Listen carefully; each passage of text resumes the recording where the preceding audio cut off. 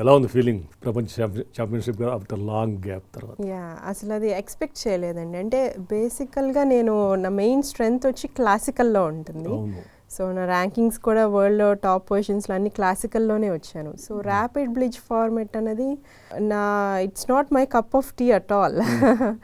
టోర్నమెంట్కి వెళ్ళినప్పుడు కూడా నేను ఒక బ్రాంజ్ మెడల్ వస్తే ఇట్స్ మంచిగా అచీవ్ చేసినట్టే అన్నట్టు అనుకున్నా నేను. బట్ ఆ టోర్నమెంట్ జరుగుతున్నప్పుడు లాస్ట్ రౌండ్స్లోకి వచ్చేటప్పటికి somewhere I felt I had opportunity to fight for the gold.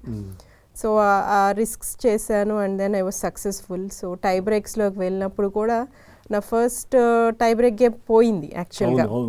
పోయినప్పుడు I really came very strong. అంటే అంత షార్ట్ టైం కంట్రోల్స్లో నేను తిప్పుకోవటం అన్నది I think that fetched me a lot.